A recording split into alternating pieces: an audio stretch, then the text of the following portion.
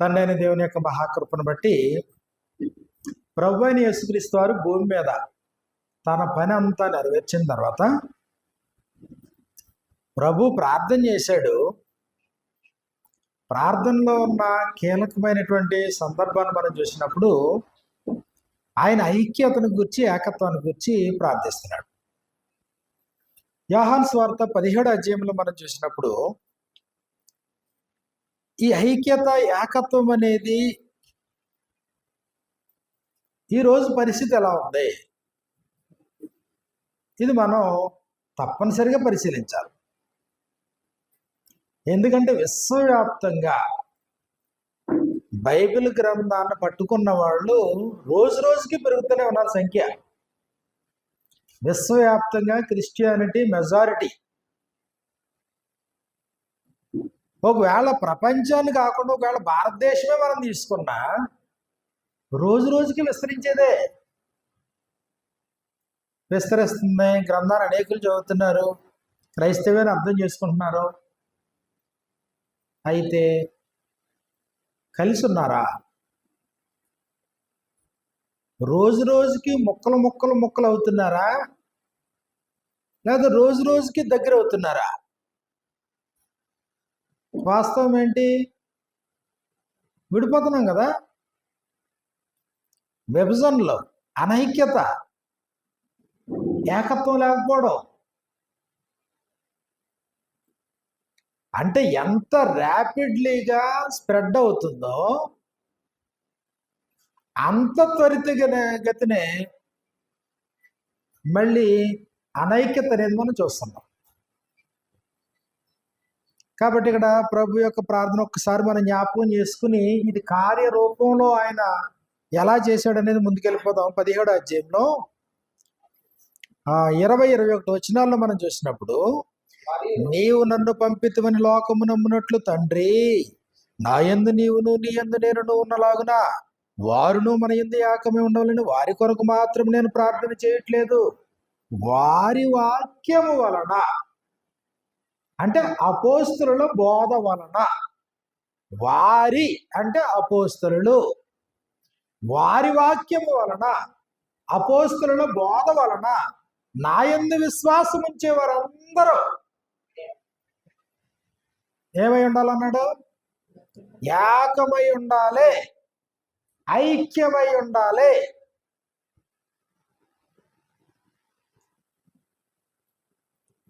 ఇది ప్రభు చేసిన ప్రార్థన. ప్రార్థన చేసి వదిలేలేదైనా కార్యాచరణలో కూడా ఆయన కలిపాడు. యూదుల్ని గ్రీసు దేశస్తుల్ని కలిపి చూపించాడు. అపోస్తలుల యొక్క బోధ వలన ఇదిగో యూదులు రక్షించబడ్డారు, అన్యులు రక్షించబడ్డారు. యూదులు అన్యులు ఏకమయ్యారు. ఏకగ్రీవం అనే మాట కూడా మనకు కనబడుతుంది. రోమిలికి రాసినటువంటి పత్రికలో మనం చూసినప్పుడు, రోమిలికి రాసినటువంటి పత్రికలో అపోస్తలుడైనటువంటి పౌలు రోమిలికి రాసినటువంటి పత్రిక 15వ అధ్యాయంలో 15వ అధ్యాయం 5-6 వచనాలు మనం చూస్తే, సంఘం ఏర్పడిన తర్వాత మీరు ఏకభావము గలవారై ఏకగ్రీవముగా మన ప్రభు అయిన యేసుక్రీస్తు తండ్రియగు దేవుని మహిమపరచు నిమిత్తము క్రీస్తు యేసు చిత్త ప్రకారం ఒకనితో ఒకడు మనస్సు కలిగిన వారై ఉండునట్లు ఓర్పునకును ఆదరణకును కర్తయ్యగు దేవుడు మీకు అనుగ్రహించునుగాక. ఏకగ్రీవముగా అంటే క్రైస్తవ సమాజం అంతా ఎలా ఉండాలని కోరుతున్నాడు ఆయన?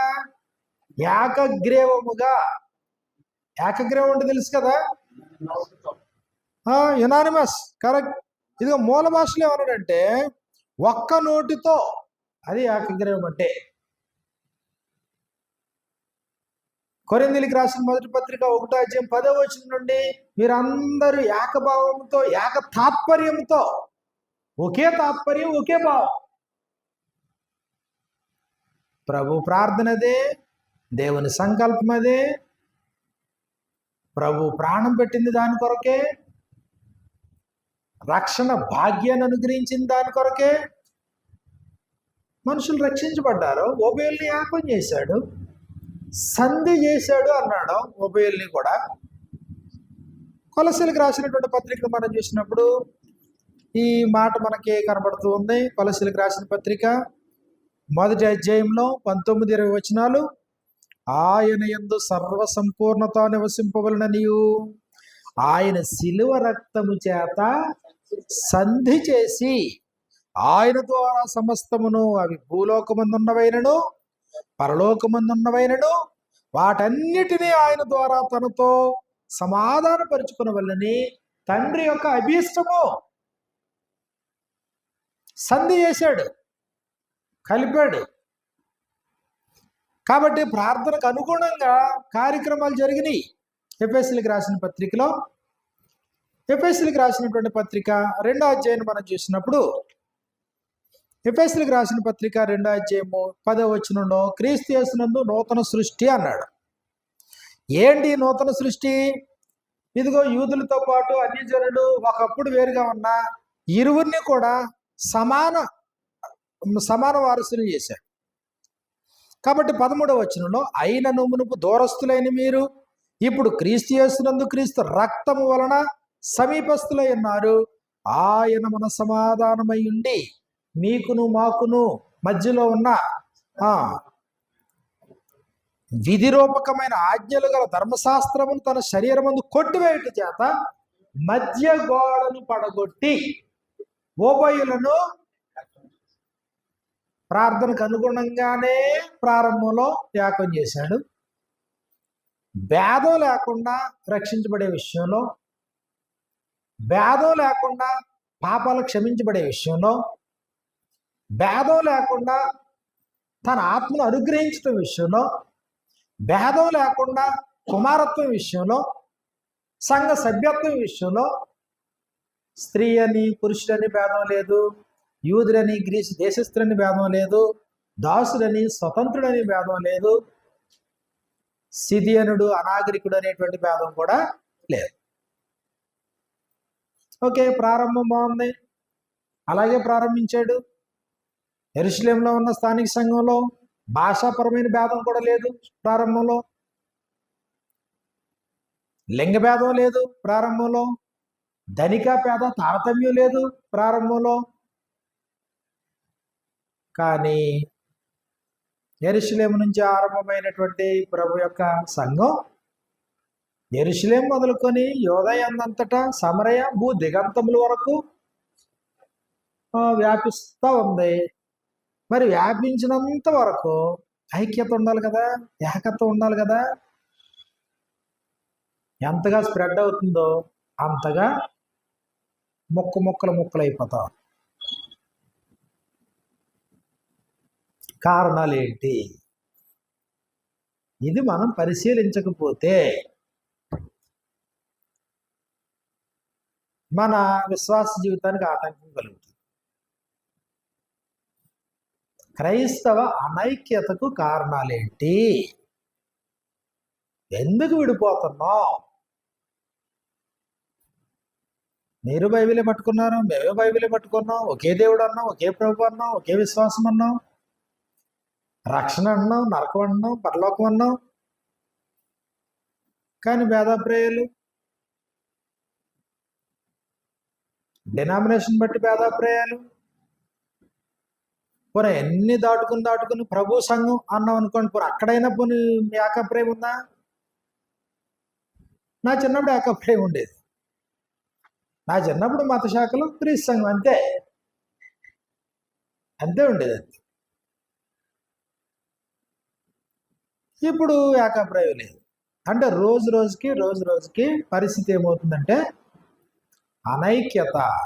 ఐక్యతను కోల్పోవడం.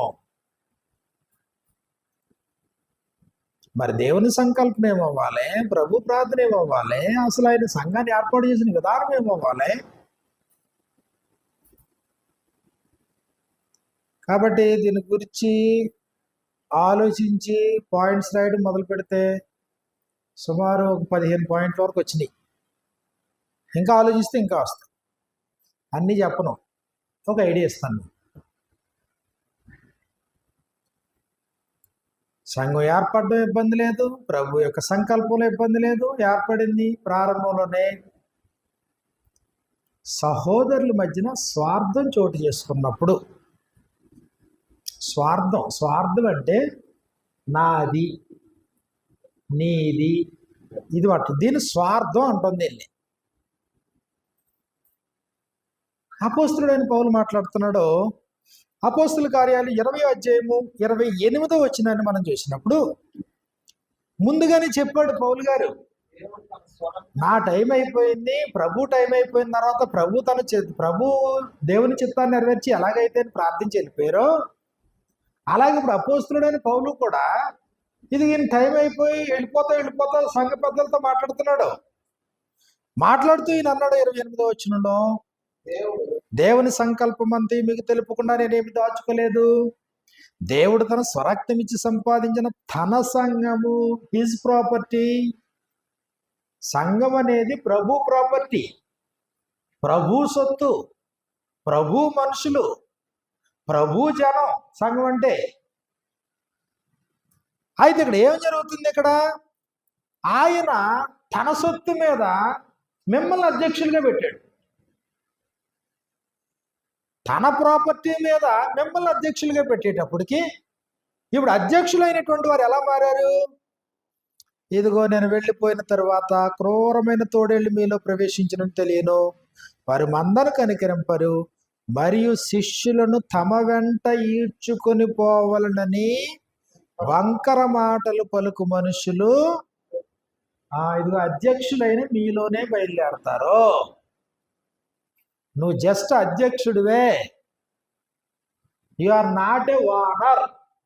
నువ్వు ఓనరో కాదు, ప్రాపర్టీ ఆయింది. ప్రాపర్టీ పైన నిన్ను అధ్యక్షుడిగా పెట్టాడు. ఇప్పుడు అధ్యక్షుల్లో ఏమొచ్చింది? స్వార్థం. నాది, నా వెనక రావాలి, నేను ఒక సమూహం అయిపోవాలి, ఆ సమూహానికి నేను లీడర్ని అయిపోవాలి.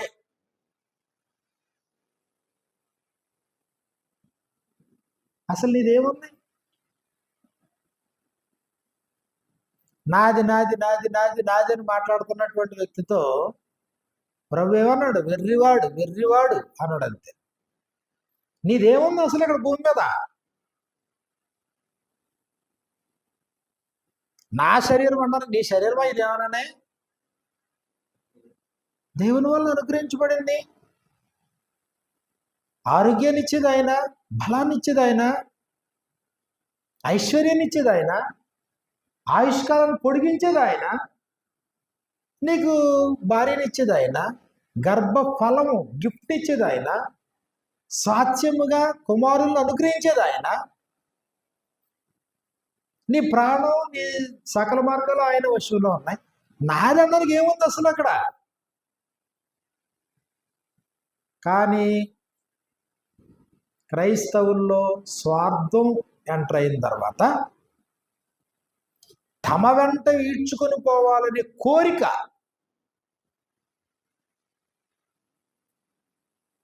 ఈ సమయంలో సొలొమోను చేసిన ప్రార్థన అద్భుతమైన ప్రార్థన.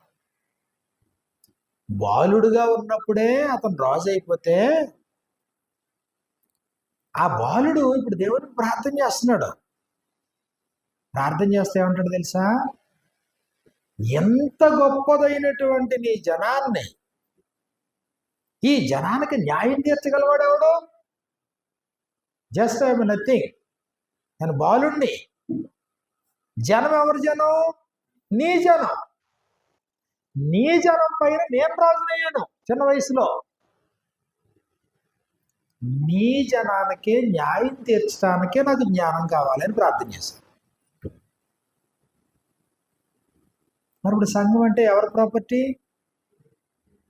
ప్రభు ప్రాపర్టీ, దేవుని ప్రాపర్టీ. నువ్వెవరు అసలనే? పరమ తండ్రి కనికరించి నీకు ఉపదేశం చేయమన్నాడు, లేకపోతే నిన్ను అధ్యక్షుడిగా ఉండమన్నాడు. అప్పుడు నీలో ఎలాంటి స్వార్థం పెరిగింది? ప్రభు ప్రాపర్టీని కబ్జా చేసేటంత స్వార్థం నీలో పెరిగింది. ఇప్పుడు ఇది దేని దారి తీసింది? ఇది ఇంకా స్వార్థం పెరిగితే ఇంకేముండదు. ఇంకా కుటుంబం అయినా అంతే, భార్య భర్తలైనా అంతే, అన్నదమ్ములైనా అంతే, అక్క చెల్లి ఎవరైనా అంతే,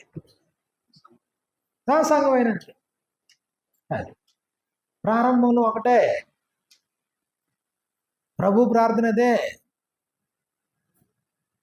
అది ప్రభు ప్రాపర్టీ అనేటువంటి భావంతో నువ్వు పనిచేసినంత వరకు ఇబ్బంది లేదు. అపోస్తలుడైన పౌలు అలాగే పనిచేశాడు. ఒక ప్రాంతంలో చేయలేదైనా, జీవితకాలం ఒక ప్రాంతాన్ని ఎంచుకుని అదే ప్రాంతంలో మిగిలిపోలేదు పౌలు. అనేక వేల కిలోమీటర్లు తిరిగాడు, అనేక ప్రాంతాల్లో స్వార్థ ప్రకటించాడు. ఎక్కడా కూడా తను ప్రాపర్టీగా భావించలేదు. వెళ్ళాడు, నీట్గా చేయాల్సిన పని చేశాడు, మళ్ళీ వెళ్ళాడు, శిష్యుల విశ్వాసాన్ని దృఢపరిచాడు, వారి నమ్మిన ప్రభువుకు వారిని అప్పగించాడు. నిస్వార్థంగా, ఎలాంటి అపేక్ష లేకుండా సింపుల్గా అక్కడి నుంచి నిష్క్రమించాడు. ఇబ్బంది లేదు. కానీ ఇప్పుడు అదే పౌలు ఏమంటున్నాడు, నేను వెళ్ళిపోయిన తర్వాత క్రూరత్వం, స్వార్థమే క్రూరత్వం.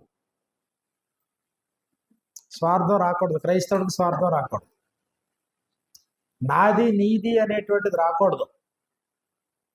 ఈరోజు సంఘాలు విడిపోవడానికి, క్రైస్తవులు ఏకంగా లేకపోవడానికి ఇదే స్వార్థం కారణం కదా. మనుషులు ఎంచుకుని ఈ గ్రూప్ నాది, ఆ గ్రూప్ నీది, మీరు అక్కడికి పోవద్దు, వాళ్ళు ఇక్కడికి రావద్దు, మీరు ఎక్కడికి పోవద్దు, ఇక్కడే ఉండండి, ఇక్కడే సావండి. ఎవరిచ్చారు అధికారం?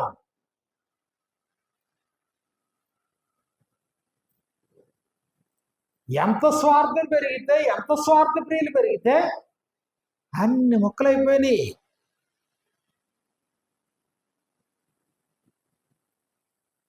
నీ దేహం నీది కాదు, నీ ప్రాణం నీది కాదు, నీ దీర్ఘాయువు నీది కాదు, నీ ఆత్మ కూడా నీది కాదు.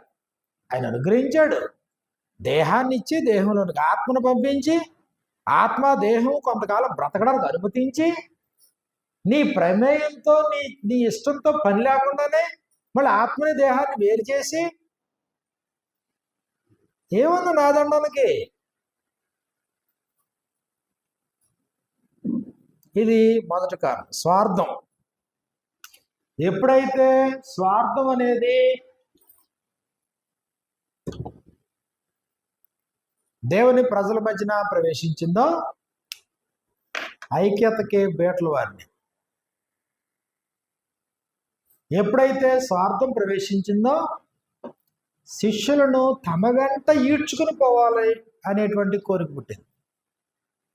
అక్కడి నుంచి వంకర మాటలు చెప్పడం మొదలెట్టారు. అప్పుడు ఏమైపోయిందంటే ముక్కలైపోయి, స్వార్థ ప్రియుడి దగ్గర ఒక్కొక్క ట్రూపు, ఒక్కొక్క స్వార్థం ఉన్నవాడి దగ్గర ఒక్కొక్క ట్రూపు. ఈ ట్రూప్ వేరు, ఆ ట్రూప్ వేరు, ఆ ట్రూప్ వేరు, ఈ ట్రూప్ వేరు. ఈ ట్రూప్ అంటే ఆ ట్రూపు పడదు, ఆ ట్రూప్ అంటే ఈ ట్రూపు పడదు, ఈ ట్రూప్ అంటే ఆ ట్రూపు పడదు.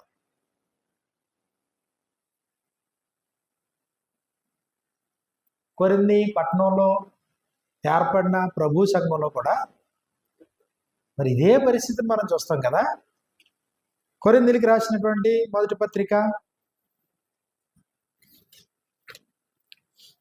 1వ అధ్యాయంలో 10వ వచనం నుండి, మీరందరూ ఏకభావంతో మాట్లాడవలని, మీలో కక్షలు లేక ఏకభావంతో ఏక తాత్పర్యంతో సన్నద్ధులై ఉండవలని మన ప్రభు అయిన యేసుక్రీస్తు పేరట మిమ్మల్ని వేడుకొనుచున్న సహోదరులారా, మీలో కలహములు కలవని మిమ్మును గూర్చి క్లోయ ఇంటి వారి వల్ల తెలియదు. కలహాలు, స్వార్థ ప్రియులను బట్టి కలహాలు ఏర్పడ్డాయి.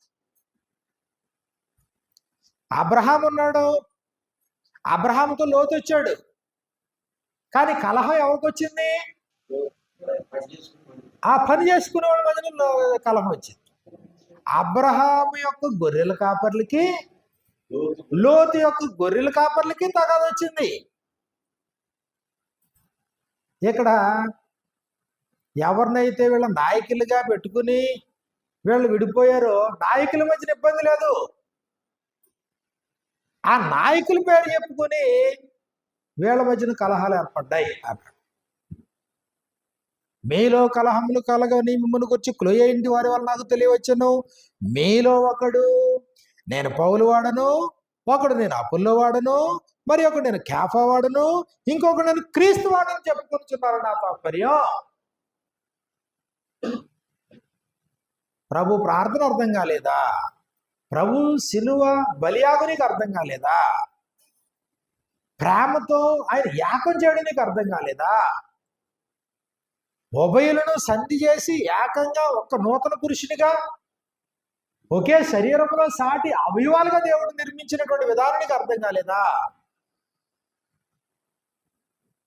అప్పుడు శరీరాన్ని 4 ముక్కలు చేస్తే ఈ 4 ముక్కల్లో ఒక్కొక్క హీరోని పెట్టుకుంటే వీళ్ళు ఇప్పుడు దీన్ని బట్టి ప్లస్ చేయిస్తున్నారు వీళ్ళు. కాబట్టి ఎప్పుడైతే స్వార్థం పెరిగిందో విభజనలు ప్రారంభమైంది. నాయకుల మధ్యన స్వార్థం పెరిగినప్పుడు నాయకులు వంకర మాటలు చెప్పి ఓడగొట్టారు, ఈడ్చుకుని పోయారు. ఒకవేళ సామాన్య జనుల్లో స్వార్థం ఏర్పడినప్పుడు వారు తమకు అనుకూలమైన నాయకుడు వారు ఏర్పాటు చేసుకున్నారు. ఇక్కడ పౌలు ట్రూ పెట్టలేదు, ఇక్కడ అపోల్లో ట్రూ పెట్టలేదు. ఇక్కడ గ్రూపుగా విడిపోయింది ఎవరు? ఇక్కడ పౌలు దాన్ని ఖండిస్తున్నాడు. అపోల్లో దాన్ని ప్రోత్సహించడం, కేఫా దాన్ని ప్రోత్సహించడం, ప్రభు దాన్ని ప్రోత్సహించడం. స్వార్థంతో కూడినటువంటి ప్రజలు తమ నాయకుడిని ఎన్నుకున్నారు అన్నమాట. ఫిలిప్పీలకు రాసిన పత్రికను మనం చూసినప్పుడు అపోస్తలుడైన పౌలు ఫిలిప్పీలకు రాసినటువంటి పత్రిక 2వ అధ్యాయంలో 2వ అధ్యాయం 3-4 వచనాల్లో మనకి ఇలా వ్రాయబడింది. కక్ష చేతనైనను వృధాతిశయం చేతనైనను ఏమీ చేయక వినయమైన మనస్సు గలవారి ఒకరినొక్కడు తనకంటే యోగ్యుడని ఎంచుచు మీలో ప్రతివాడు తన సొంత కార్యములను మాత్రమే గాక ఇతరుల కార్యములను కూడా చూడవలెను. క్రీస్తు యేసును కలిగిన ఈ మనస్సు మీరు కలిగి ఉండండి. ఇది ప్రభు మనసు ప్రతి క్రైస్తవుడు కలిగి ఉండాలి. కానీ ఇక్కడ భిన్నంగా ఏం జరుగుతుందంటే మీలో ఒకరినొకడు తనకంటే యోగ్యులను ఎంచుకొనొచ్చు. స్వార్థం పెరిగినప్పుడు నాకంటే నువ్వు యోగ్యుడిగా కనబడవు, నేనే యోగ్యుడిని, అందరికంటే నేను యోగ్యుడిని. ఒకరికంటే ఒకరు యోగ్యుడు అని ఎంచుకో అన్నాడు. ఒకరికంటే ఒకరు యోగ్యుడు అని ఎంచుకున్నప్పుడు అక్కడ ఇబ్బంది లేదు అక్కడ. కానీ స్వార్థ ప్రియుడికి తానే గొప్పోడు, నేనే గొప్పోడు, మనుషులందరూ నా వెంటే ఉంటారు, నువ్వెంతకాలం ఉంటావు? శిష్యులను తమ వెంట ఈడ్చుకొని పోవాలనే కోరిక కలిగి నువ్వు ఎంతకాలం ఉంటావు? ఇది విభజనలకి ప్రధానమైనటువంటి కారణం అయింది. రెండవ కారణాన్ని మనం చూస్తే రెండవ కారణం ప్రధానత్వాన్ని నిలుపుకోవడం. ప్రధానత్వమును కోరుకోవడం. ప్రధానత్వం, I'm the important role, I'm the important person. ఉన్న వాళ్ళందరిలో నేను పైన ఉండాలి, అందరిలో నేను గొప్పవాడిగా ఉండాలి, ప్రధానుడిగా ఉండాలి. అప్పుడు సంఘం అంతా ప్రభు ప్రాపర్టీ, సంఘం అంతా సాటి అవయవాలు. ఈ అవయవాలన్నిటికీ ఈక్వల్ ఇంపార్టెన్స్ అనుగ్రహించబడింది. ఒక్కొక్కరికి విభజించి ఇచ్చిన విశ్వాస పరిమాణం ప్రకారం ప్రతివాడు తన స్వస్థబుద్ధి గలవాడి తగిన రీతిగా పనిచేయాలన్నాడు. ఎంచుకొనదగిన దానికంటే ఎక్కువగా ఎంచుకోద్దు అన్నాడు. అంటే నిన్ను నీవు ఎక్కువగా ఊహించుకోవద్దు, ఎక్కువగా ఎంచుకోవద్దు. నీకు దేవుడు ఏ సామర్థ్యం ఇచ్చాడో ఆ సామర్థ్యాలను నువ్వు ఆలోచించు. కానీ ప్రధానత్వాన్ని నిలుపుకోవాలనేది ఉంది చూసారా, ప్రధానత్వాన్ని కోరుకోవడం. ఇశ్రాయేలీల మధ్యన కూడా ఇది ఏర్పడింది. దేవుడు మోషేని ఇశ్రాయేలుకి రక్షకుడిగా దేవుడు పిలిచి ఇశ్రాయేల్ వారిని విడిపించడానికి, వారిని నడిపించడానికి దేవుడు మోషేకి పని అప్పచెప్పాడు. దేవుని చేత ఎన్నుకొనబడిన నాయకుడు మోషే. అయితే ప్రధానత్వాన్ని కోరుకుని ముందుకు వచ్చేసారు. చూడండి పరిస్థితి ఎలా ఉందో. సంఖ్యాకాండం 16 అధ్యాయాన్ని మనం చూసినప్పుడు, నువ్వు మాత్రమే పరిశుద్ధుడివా ఈ సమాజంలో, మేం కాదా, మేము లేవీలు కాదా? అది పరిస్థితి. లేవే కాండము క్షమించండి, సంఖ్యాకాండం 16 అధ్యాయంలో, సంఖ్యాకాండం 16 అధ్యాయం, లేవీకి ముని మనవుడు కహాతు మనవుడు ఇస్సారు కుమారుడు కోరహు. ఇదో కోరహు, లేవి గోత్రమే ఇది కూడానే. అయితే మోషే నాయకత్వాన్ని తిరస్కరించి, నేను కూడా లేవీనే కదా, ప్రత్యేకమైనడే కదా. చూడండి ఆయన మాటలు చూడండి. ఆ కోరహు ఇంకొంతమందిని గ్రూపును పోగేసుకుని, రూబేనీయులలో ఎలియాబు కుమారులైన దాతాను, అభిరామును, పెలేతు కుమారులైన ఓరును యోచించుకొని, ఇశ్రాయేలీయులలో పేరు పొందిన సభికులను సమాజ ప్రధానులైన 250 మందితో మోషేకు ఎదురుగా లేచి, అంటే ఎంచుకొనదగిన దానికంటే తన్ను తాను ఎక్కువగా ఎంచుకోవడం, ఇంపార్టెన్స్ కోరుకోవడం, కీలక పదవిని కోరుకోవడం, ప్రధానత్వాన్ని కోరుకోవడం. ఒక్కళ్ళు పుట్టింది ఇది. జాయిగా ఒక చిన్న ట్రూప్ తయారు చేశాడు. అది కాస్త 250 మందికి చేరింది. ఓకే, ఇప్పుడు సంఖ్యాబలం ఉంది, నడువు ధర్నా చేద్దాం ఈసారి. దేవుని చేత ఎన్నుకొనబడిన నాయకుడి మీద వ్యతిరేకంగా, మోషేకు వ్యతిరేకంగా. అప్పటి వరకు ఇబ్బంది లేదు. మొట్టమొదట స్వరం, నెగిటివ్ స్వరం వినబడింది, నాయకత్వం మీద వ్యతిరేకత వినబడింది. వాళ్ళు ఎంత ఘోరంగా మాట్లాడారో. ఇశ్రాయేలు పేరు పొందిన ప్రతి వారిని మోషేకు ఎదురుగా నిలిచి, మోషే అహరోనులకు విరోధముగా పోగుపడి, మీతో మాకు పని లేదు, ఈ సర్వ సమాజంలోని ప్రతివాడు పరిశుద్ధుడే. ఈ సర్వ సమాజంలోని ప్రతివాడు పరిశుద్ధుడే. ఏంటి నీ గొప్పతనం అంటే ఇప్పుడు సర్వ సమాజాన్ని కూడా కలుపుకుంటారు అన్నమాట. మళ్ళీ అంద సమస్య కాదేది, ప్రధానత్వాన్ని కోరుకునే కోరహు లాంటి వాడి సమస్య. వాడిగా ఒంటరిగా వెళ్ళి నిలబడలేదు, ఒక గ్రూప్ తయారు చేసుకుని వెళ్ళాడు. ఇప్పుడు కేవలం ఈ 250 మంది గురించి మాట్లాడతలేదు, సర్వ సమాజం కూడా పరిశుద్ధులే, మీతో మాకిక పని లేదు. యెహోవా వారి మధ్యన ఉన్నాడు, యెహోవా సంఘం మీద మిమ్ముని మీరు ఎలా హెచ్చించుకొనిచున్నారు అనగా. కాబట్టి ప్రధానత్వాన్ని కోరుకోండి. అప్పుడు స్థానిక సంఘంలో ప్రధానత్వాన్ని కోరుకున్న మనుషులు ఏర్పడ్డారనుకోండి, ఐక్యతకి ప్రమాదం అది. దేవుడు నిన్ను ఏ స్థితిలో పిలిచాడో ఆ స్థితిలో నమ్మకంగా ఉండు. దేవుడు నీకు ఎలాంటి సామర్థ్యం ఇచ్చాడో ఆ సామర్థ్యాన్ని బట్టి నమ్మకంగా పనిచేయి. ఎంచుకొనదగిన దానికంటే ఎక్కువగా ఎంచుకోవద్దు, ఎక్కువగా ఎంచుకోవద్దు. అందరికీ సమానమైనటువంటి సామర్థ్యాలు దేవుడు ఇవ్వలేదు. ఒక్కొక్కరికి ఒక్కో సామర్థ్యం. నా చిన్నతనం నుంచి ఇప్పుడు వరకు క్రైస్తవ సమాజంలో నేను అసహించుకునేది, పలానా ఆయన బాగా చెప్తాడండి, పలానా ఆయన బాగా చెప్పడండి, ఈయన వేస్ట్ అండి, ఈయన ఇలాగండి. చాలా పొరపాటు కదా. ఎవరి సామర్థ్యం వాళ్ళది. చెప్పడానికి పాండిత్యమే అవసరం లేదు కదా. నీ విశ్వాసాన్ని పంచుకోవడానికి పాండిత్యం అవసరం లేదు.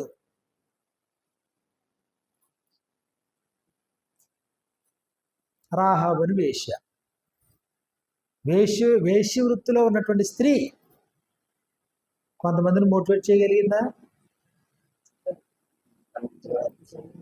ఎరుకో పట్టణం మొత్తం స్మాష్ అయిపోయినా, నాశనం అయిపోయినా ఇంటి వారిని కాపాడుకోగలిగిందా? That is the different kind of teaching, motivation. అది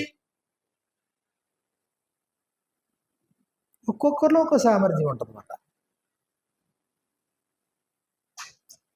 కాబట్టి ఈయన ఇలాగా, ఆయన ఇలాగా, ఈయన ఇలాగా, ఆయన ఇలాగా అన్న అవసరం లేదేది. మా నాన్నగారు ఎవరు చెప్పినా కూర్చుని జాగ్రత్తగా పరిశీలించేవాడు. చెప్పినోడు ఎంత చిన్న వయసుడైనా ఎప్పుడు ఫీల్ అవ్వలేదు ఆయన.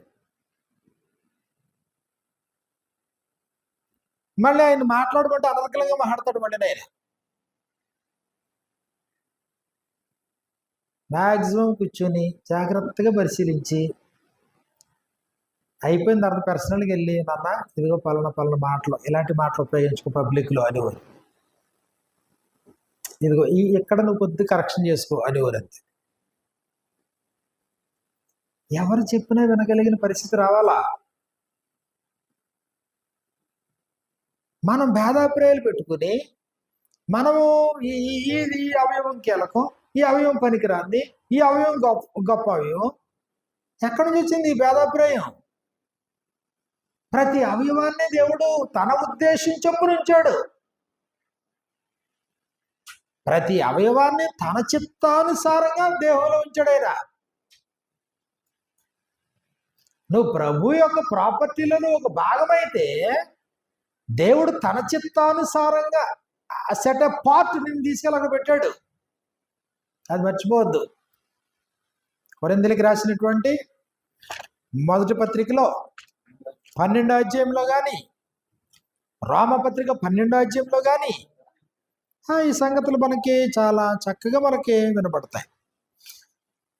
మొదటి కొరింథీ పత్రిక 12వ అధ్యాయం 18వ వచనాన్ని మనం చూస్తే, అయితే దేవుడు అవయవములలో ప్రతిదానిని, అంటే ప్రతి అవయవాన్నే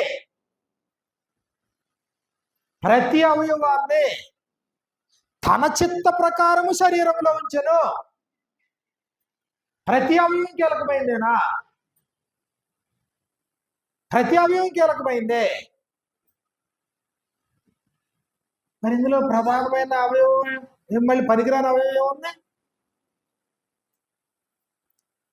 కాబట్టి ఎప్పుడైతే స్థానిక సంఘంలో ప్రధానత్వాన్ని కోరుకునే వ్యక్తులు ఉంటారో, క్రైస్తవ సమాజంలో ప్రధానత్వాన్ని కోరుకునే వ్యక్తులు ఉంటారో, అప్పుడు ఐక్యతకి విఘాతం కలుగుతుంది, ఏకత్వానికి నష్టం కలుగుతుంది. దానివల్ల ప్రధానత్వాన్ని కోరుకోకూడదు. దేవుడు నాకు ఎలాంటి కృప అనుగ్రహిస్తే ఆ కృప, దేవుడు నాకు ఏ సామర్థ్యం ఇస్తే ఆ సామర్థ్యం, నీకే సామర్థ్యం ఇచ్చాడు దాన్ని ఉపయోగించు.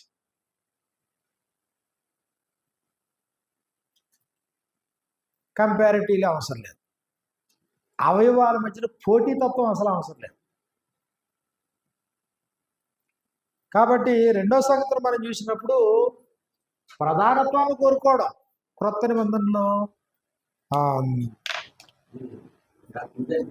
దిమేత్రి 2వ యోహాను పత్రికలో మనం చూసినప్పుడు దియోత్రెఫే 3వ యోహాను పత్రిక, యోహాను రాసినటువంటి 3వ పత్రికలో మనం చూస్తే 9-10 వచనాల్లో మనకి ఎలా రాయబడింది, నేను సంఘమునకు ఒక సంగతి రాసి తిని, అయితే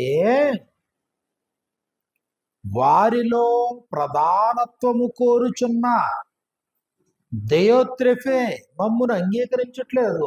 సంఘంలో అంటూ ఒకడు ఉన్నాడంట, దెయోత్రెఫే ప్రధానత్వాన్ని కోరుకుంటున్నాడు. కాబట్టి వీళ్ళు వెళ్ళినా కానీ వీళ్ళని అంగీకరించలేదంట అతను.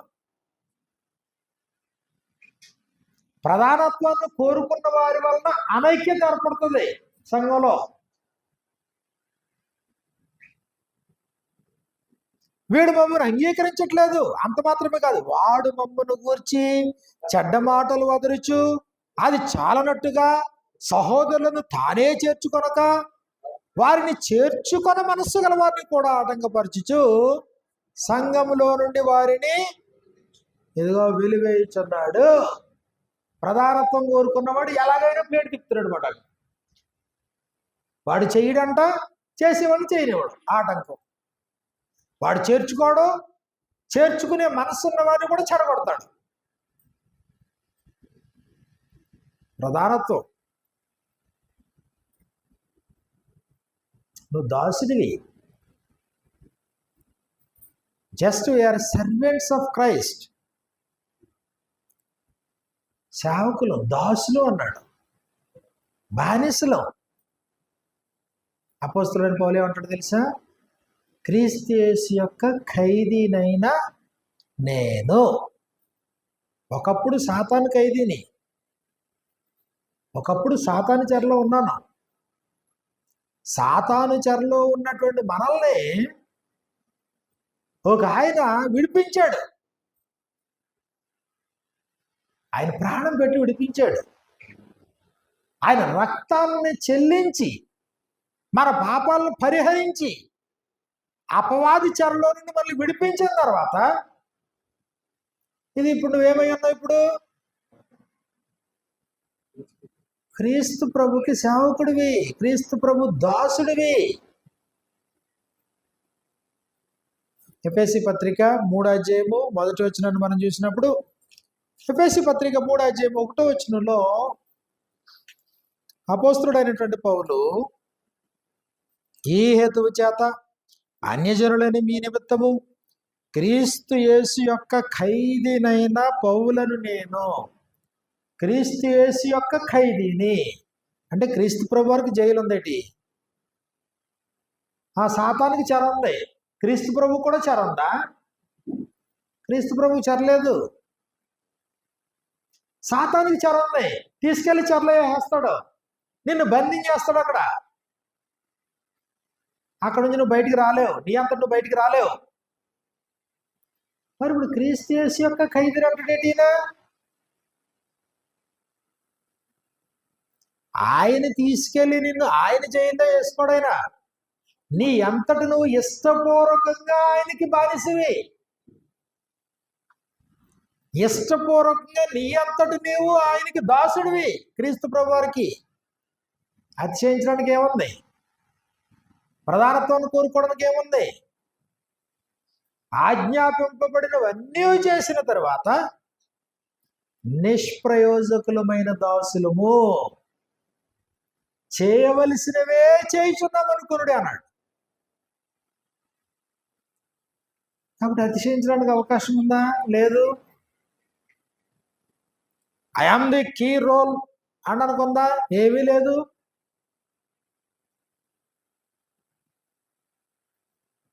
ఆయన సంకల్పంలో, ఆయన రాజ్యంలో నువ్వు పౌరుడివి, ఆయన శరీరంలో నువ్వు అవయవాలువి. ఒక అవయవం కేంద్రంగా దేవుడు కార్యాలు చేయట్లేదు, శరీరం కేంద్రంగా కార్యాలు జరిగిస్తున్నాడు ఆయన. ప్రభు యొక్క సంఘం కేంద్రంగా కార్యాలు జరిగితే అది నిలబడుతుంది. అది వ్యక్తి కేంద్రంగా కార్యాలు జరిగితే నిలబడవు, కొంతకాలం ప్రభావం చూపిస్తాయి. కాబట్టి మనుషులు ఐక్యతగా ఉండలేకపోవడానికి, ఏకంగా ఉండలేకపోవడానికి, ఏకగ్రీవంగా క్రైస్తవ సమాజం నిలబడలేకపోవడానికి రెండవ కారణం ఏంటంటే ప్రధానత్వాన్ని కోరుకోవడం. అంతే, సంఘంలోనే పెరుగుతారు. ప్రధానత్వం కోరుకుంటే ప్రధానత్వం సంఘంలో అంగీకరించబడదు. అప్పుడు ఏం చేయాలి? అప్పుడు తీసుకెళ్ళిపోయి ఇంకో కొమ్మటెట్టేయాలి పక్కన. ప్రధానత్వం కోరుకున్న వాళ్ళందరూ గొప్ప గొప్పలు అయిపోయి భౌతికంగా. ఎందుకంటే వాళ్ళకి ఒక శిష్య బృందం, లేదా వాళ్ళకి ఒక గుంపు, లేదా వాళ్ళకి ఒక విధానం. మత శాఖల్లో ఉండే నాయకులందరి పరిస్థితి ఇదే. మత శాఖలు అలాగే ఏర్పడ్డాయి. ప్రధానత్వాన్ని కోరుకున్నప్పుడు నీకు సముచితమైన స్థానం అక్కడ లభించకపోతే నువ్వేం చేయొచ్చు, నువ్వు వెళ్ళిపో, గుంపెట్టేసే.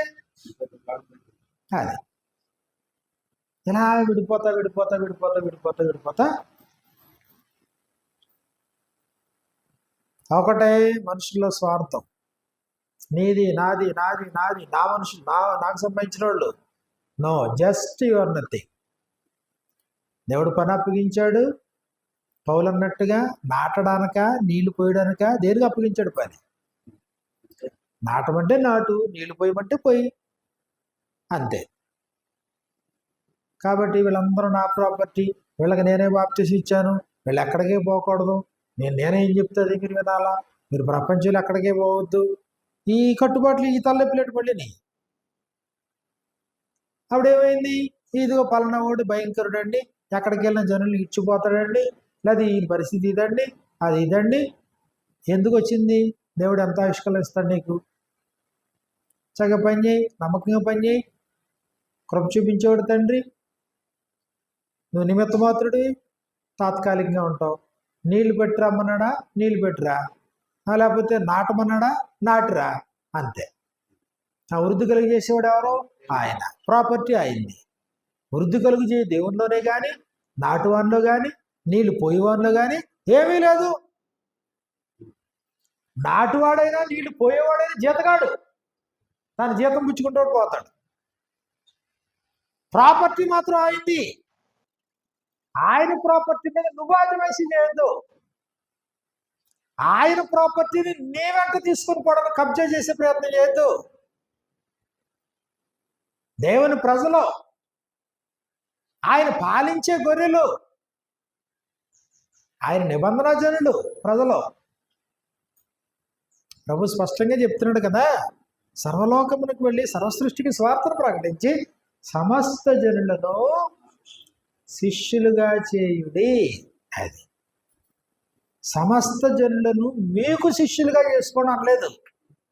అప్పుడు పోటీ అప్పటికొని పట్టండి, ఎవరికి ఎక్కువ శిష్యులు ఉన్నారో. అపోస్తులు ఎవరి దగ్గర ఎక్కువ మంది శిష్యులు ఉన్నారో. ఒకవేళ అలాంటి పరిస్థితి వస్తుందనో ఏంటో తెలియదు. అపోస్తులని పౌలు అంటాడు, క్రిస్పునకును గాయకును తప్ప ఎవరికే బాప్తీసం ఇవ్వలేదు.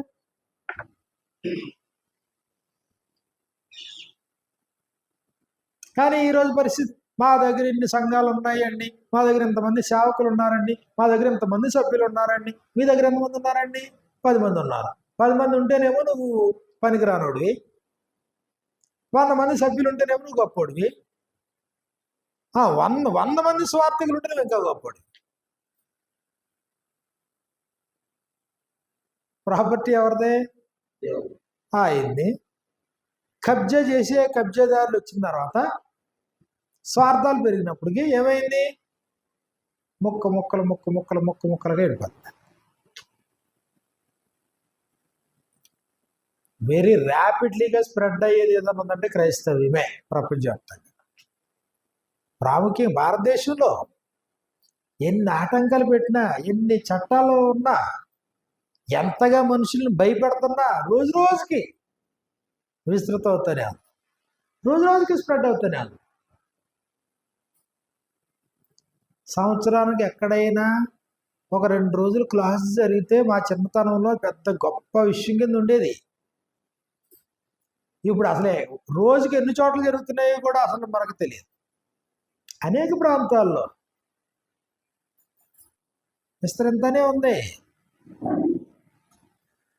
అదే సమయంలో ఐక్యతని రోజు రోజుకి దిగజారుస్తూనే ఉంది. ఐక్యతను కోల్పోతున్నారు. 3వ సంగతిని మనం చూసినప్పుడు పేతురు రాసిన 2వ పత్రిక 2వ అధ్యాయం 1వ వచనంలో అబద్ధ బోధలు.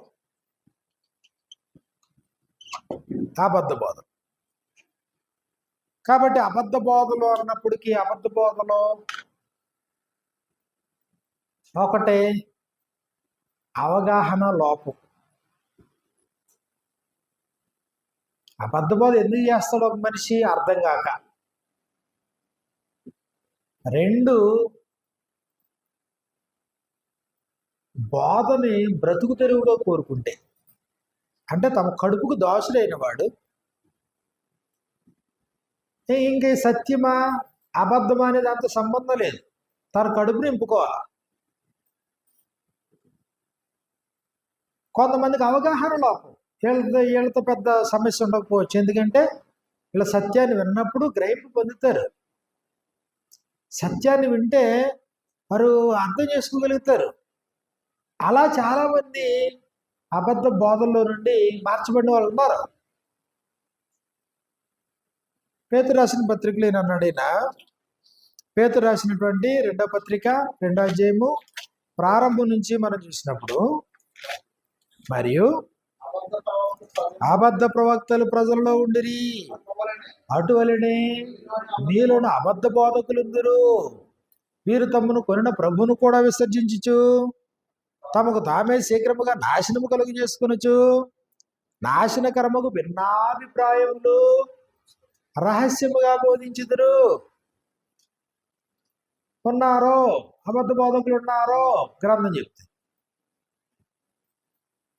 మరి ఇప్పుడు సత్య సంబంధమైన బోధలు ఉన్నప్పుడు, అబద్ధమైన బోధలు ఉన్నప్పుడు దీనికి ఆదరణ ఉంది, దానికి ఆదరణ ఉంది. మనుషులు దీన్ని ఆశ్రయిస్తున్నారు, దాన్ని ఆశ్రయిస్తున్నారు. ఇప్పుడు క్రైస్తవం ఏమవ్వాలి? ఇప్పుడు మయుడు పోవాలి. వినేవాళ్ళలో పరిశీలన లేదు. వినేవాళ్ళు వినేటువంటిది సత్యమా అసత్యమా అని పరిశీలించగలిగినటువంటి జ్ఞానం లేనప్పుడు, ఇదిగో ఆ వంకర మాటలు వెనకాల వెళ్ళిపోతారు అన్నాడు 2వ వచనంలో. మరియు అనేకులు వారి పోకిరీ చేష్టలను అనుసరింతురు. అంటే ఫాలోవర్స్ కూడా ఉన్నారు అబద్ధానికి. సత్య సంబంధులు ఎలాగైతే ఉన్నారో అబద్ధాన్ని ప్రేమించేవారు, అబద్ధాన్ని ఫాలో చేసేవాళ్ళు కూడా ఉన్నారు. మరి అప్పుడు వాళ్ళకి కుదురుతుందా? సత్య సంబంధులకు అసత్య సంబంధులు కుదురుతుందా? కదరు. వీళ్ళ పరిస్థితి వేరే, వాళ్ళ పరిస్థితి వేరే. దేవుడు సత్యవంతుడు, దేవుడు న్యాయవంతుడు, ఆయన వాక్యం సత్యమైంది. నీ వాక్యమందు వారిని ప్రతిష్ఠని, వాక్యమే సత్యం అన్నాడు. సత్య సంబంధమైన ప్రతివాడు దగ్గరికి వస్తారని చెప్పాడు ప్రభు. అయితే ఎప్పుడైతే అసత్యం, అబద్ధం ప్రచారంలోకి వచ్చిందో, అబద్ధాన్ని ఎంటర్టైన్ చేసినటువంటి గుంపు ఎప్పుడైతే ఉందో, వారు తమ స్వకీయ దురాశలకు అనుకూలమైన బోధకులను తమ కొరకు పోగు చేసుకొని సత్యమునకు చెవినియక కల్పన కథల వైపు తిరుగు కాలం ఎప్పుడైతే వచ్చిందో, ఇప్పుడేమైంది? వీళ్ళు వేరే, వాళ్ళు వేరు. వాళ్ళది వీళ్ళది బైబిల్ ఒకటే, వాళ్ళకి వీళ్ళకి దేవుడు ఒకటే, వాళ్ళకి వీళ్ళకి ప్రభు ఒకటే. కానీ వీళ్ళ విధానం వేరు, వాళ్ళ విధానం వేరు. మారిపోయింది పరిస్థితి. ఎన్ని తప్పుడు బోధలు వస్తే అన్ని మత శాఖలే ఏర్పడతాయి. విశ్వాస భ్రష్టత్వం వల్ల మత శాఖలు ఏర్పడ్డాయి. తిమోతికి రాసినటువంటి పత్రికలో, తిమోతికి రాసినటువంటి పత్రిక మనం చూసినప్పుడు 3వ అధ్యాయంలో, 1 తిమోతి పత్రిక 4వ అధ్యాయం, 1 తిమోతి పత్రిక 4వ అధ్యాయం ప్రారంభం నుంచి, అయితే కడవరి దినములలో కొందరు అబద్ధికుల వేషధారణ వలన మోసపరుచు ఆత్మల యందును దయ్యముల బోధ యందును లక్ష్యముంచి విశ్వాస భ్రష్టులగుదురని ఆత్మ పరిశుద్ధాత్ముడి తేటగా చెప్పుచున్నాడు. విశ్వాస భ్రష్టత్వం వలన మనుషులు విడిపోయారు, మత శాఖలుగా విడిపోయారు. సత్యంతో ఏకీభవించగా విడిపోయారు.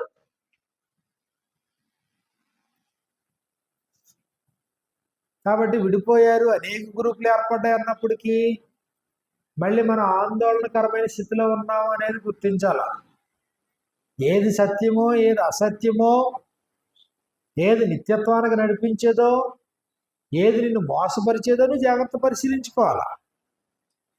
ఇది నీకంటే ముందు నీ ప్రభు ఎరిగిన వాడు కాబట్టి నీ తండ్రి ఈ సంగతులు తెలియపరిచాడు.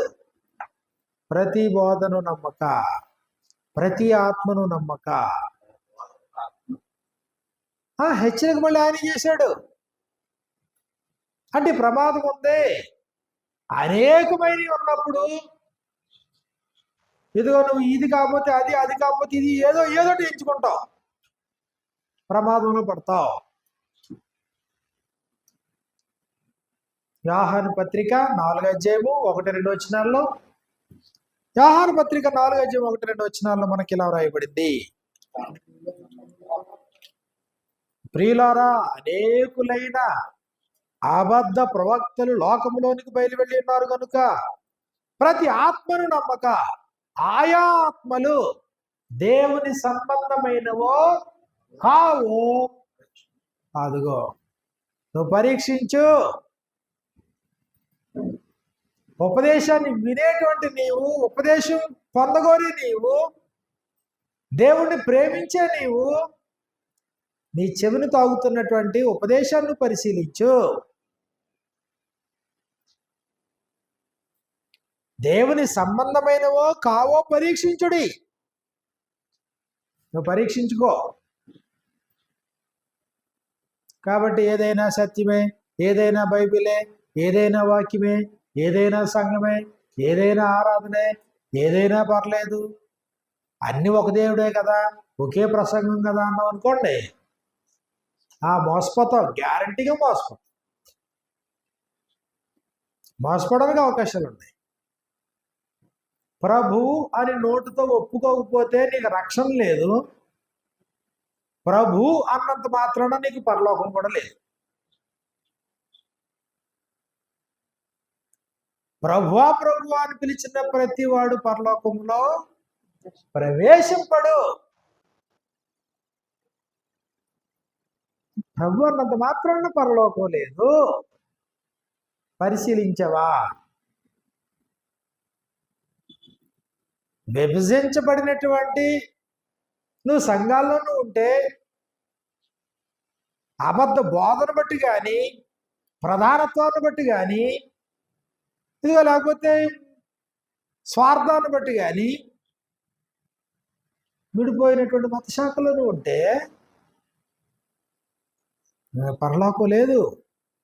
ప్రభువా ప్రభువా నన్ను పిలిచి ప్రతివాడు పరలోక రాజ్యంలో ప్రవేశింపడు కానీ పరలోకమందున్న నా తండ్రి చిత్త ప్రకారం చేయవాడే దానిలో ప్రవేశిస్తాడు.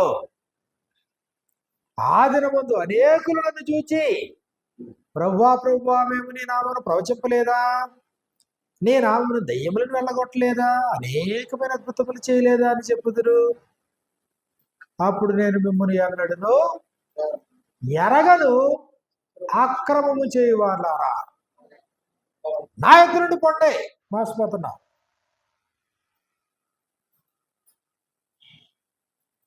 క్రైస్తవ అనైక్యత, ప్రభు సంఘాల యొక్క అనైక్యత.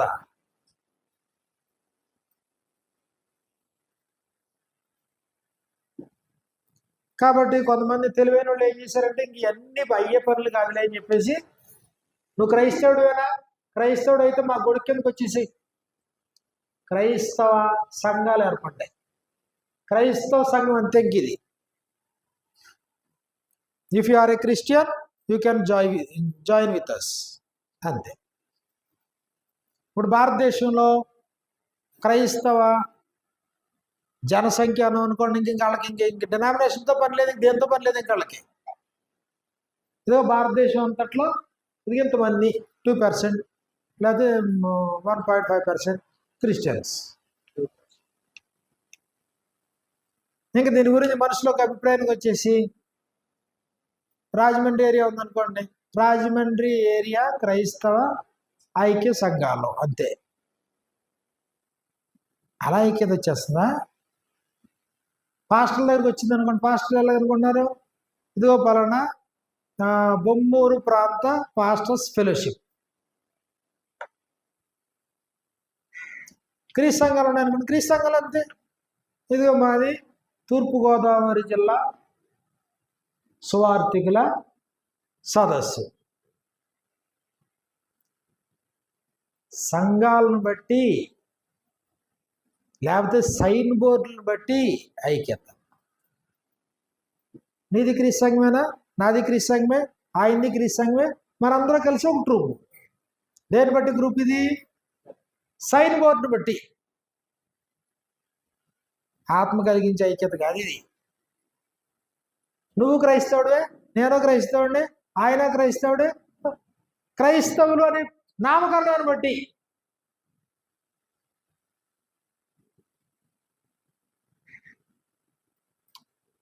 అని ప్రభు ప్రార్థన, వారి వాక్యము వలన నా యందు విశ్వాసమించేవారు, అపోస్తుల బోధ వలన నా యందు విశ్వాసమించే ప్రతి వారు ఏకమై ఉండాలి. ఎవరితో? తండ్రితో, ప్రభుతో, పరిశుద్ధులతో, అపోస్తుల యొక్క బోధతో.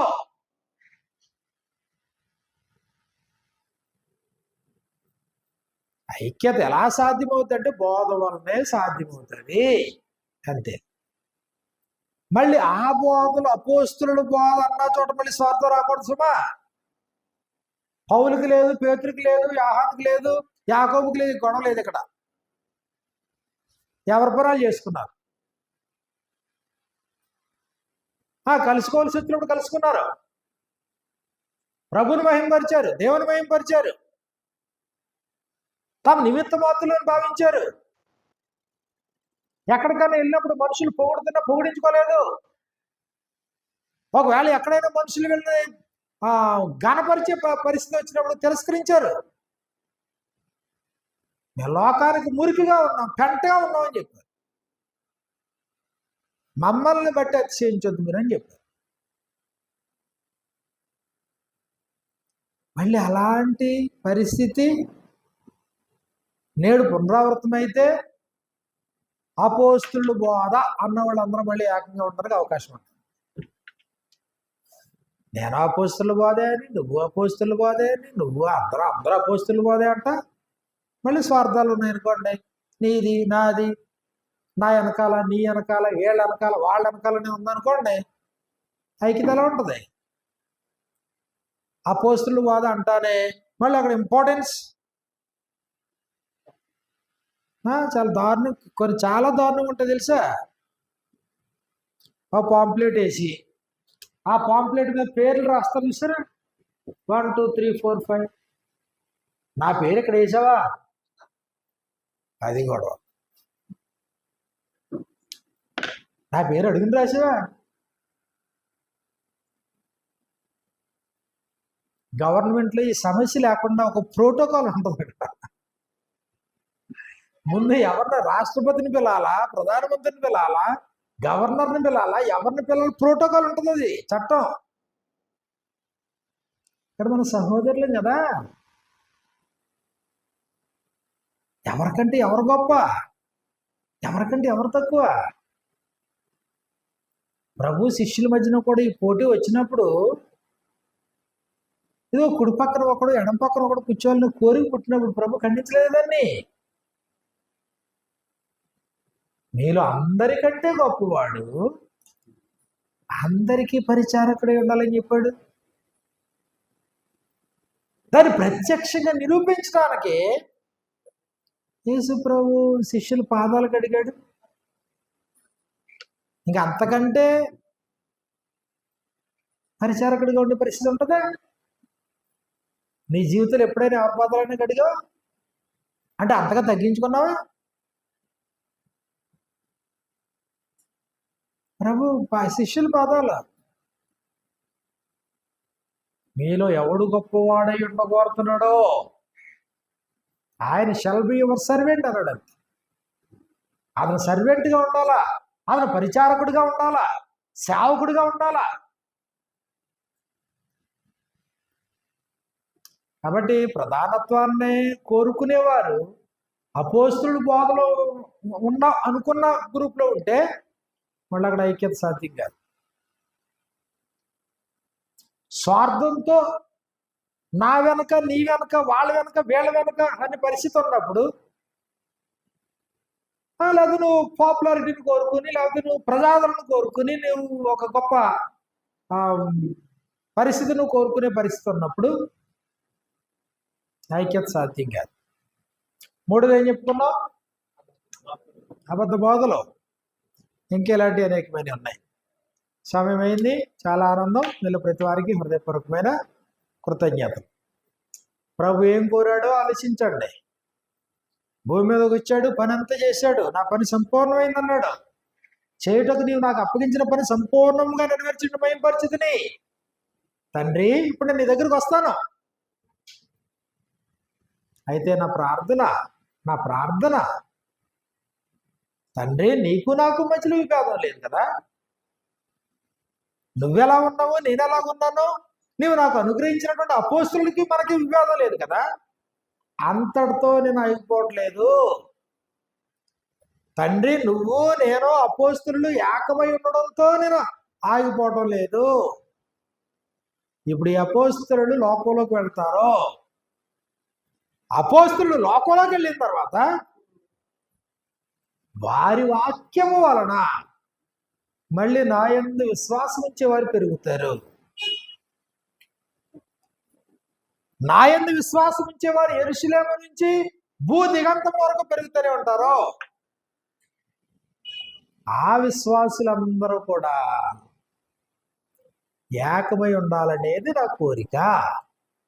ఏకాభిప్రాయంతో, ఏకతాత్పర్యంతో, ఏకగ్రీవముగా ఒకే స్వరంతో ఉండాలనేది కోరిక. ప్రారంభ శతాబ్దంలో నిస్వార్థమైన సేవకుల్ని చూస్తాం, నిస్వార్థమైన సంఘాన్ని చూస్తాం, నిస్వార్థమైన అపోస్తులను చూస్తాం. ఎక్కడ ప్రధానత్వాన్ని కోరుకోలేదు.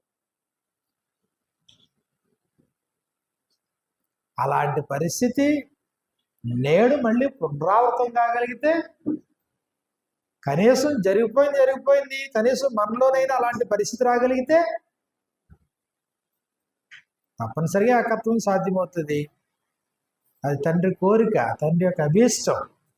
కలిసిమెలిసి ఉండడం, స్థానిక సంఘాలు కలిసిమెలిసి ఉండడం, స్థానిక సంఘాల సహోదరుల మధ్య ఒకరికంటే ఒకడు తనకంటే యోగ్యుడని ఎంచుకోవడం, తనకంటే గొప్పవాడని ఎంచుకోవడం, ఒకరి కొరకు ఒకడు సేవకుడుగా బ్రతకడం, మిక్కిటమైన ప్రేమతో జీవించడం. అలాంటి జీవితాన్ని అపేక్షించుకోవాలి. అనైక్యతకు దారి తీసే కారణాలు ఏంటో మనం గ్రహించాలి. అలాంటి కారణాలకు సంబంధించిన ఏమైనా స్థానిక సంఘాలు కనబడుతూ ఉంటే జాగ్రత్తగా దాన్ని మనం దిద్దుకోవాల్సిన అవసరం ఉంది. అందరికీ వందనాలు.